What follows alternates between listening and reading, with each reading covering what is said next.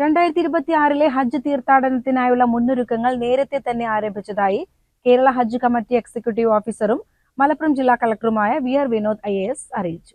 Saudi government, ജിദ്ദയിലെ Indian consulate, Indian ഹജ്ജ് mission, central ഹജ്ജ് കമ്മിറ്റി എന്നിവർ ഹജ്ജ് പ്രവർത്തനങ്ങളിൽ സജീവമായി പ്രവർത്തിച്ചു വരികയാണ്. കേന്ദ്ര ന്യൂനപക്ഷ വകുപ്പിന്റെയും സെൻട്രൽ ഹജ്ജ് കമ്മിറ്റിയുടെയും നിർദ്ദേശങ്ങൾക്കനുസരിച്ച് കേരള ഹജ്ജ് കമ്മിറ്റി 2026 പ്രവർത്തനങ്ങൾക്ക് സജ്ജമായി കഴിഞ്ഞു. കേന്ദ്ര ഹജ്ജ് കമ്മിറ്റി ചെയർമാൻ ഡോക്ടർ ഹുസൈൻ സഖാഫി ചുള്ളിക്കോടിന്റെ നേതൃത്വത്തിലുള്ള 15-അംഗ കമ്മിറ്റിയാണ് ഇത്തരം പ്രവർത്തനങ്ങൾക്ക് മേൽനോട്ടം വഹിക്കുന്നത്. 2026 ഹജ്ജ് കർമ്മത്തിനുള്ള അപേക്ഷകൾ ജൂലൈ 7 മുതൽ സ്വീകരിച്ചു തുടങ്ങി. ഇന്ന് അപേക്ഷകൾ സമർപ്പിക്കുന്നതിനുള്ള അവസാന ദിവസമാണ്. ഇതുവരെ 25,000-ത്തിലധികം പേരാണ് ഹജ്ജ് കർമ്മത്തിന് വേണ്ടി അപേക്ഷ സമർപ്പിച്ചിട്ടുള്ളത്.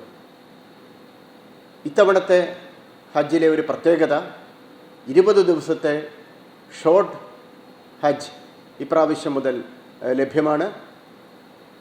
ഇപ്രാവശ്യം കഴിഞ്ഞ വർഷം അപേക്ഷിച്ച് വെയിറ്റിംഗ് ലിസ്റ്റിലുള്ളവർക്ക് ഒരു മുൻഗണന കൊടുക്കുന്നുണ്ട്. ഹജ്ജ് കർമ്മത്തിന് വേണ്ടി അപേക്ഷിച്ചവരെയും സഹായിക്കുന്നതിന് വേണ്ടി 350ഓളം ഹെൽപ്പ് ഡെസ്കുകളാണ് തയ്യാറാക്കിയിട്ടുള്ളത്. ഹജ്ജ് കർമ്മത്തിന് തിരഞ്ഞെടുപ്പ് നടത്തുന്നതിനുള്ള നറുക്കെടുപ്പ് ഓഗസ്റ്റ് മാസം 12-ാം തീയതി നടക്കുന്നതാണ്. അതിനുശേഷം ഓഗസ്റ്റ് 20-ാം തീയതി ആദ്യ ഘടുവായിട്ടുള്ള പണം അടയ്ക്കേണ്ടതാണ്. ഹജ്ജ് കർമ്മം നടത്തുന്നവരെ സഹായിക്കുന്നതിന് വേണ്ടി ഹജ്ജ് വോളണ്ടിയേഴ്സ്മാരും ട്രെയിനർമാരും സജ്ജരാണ്.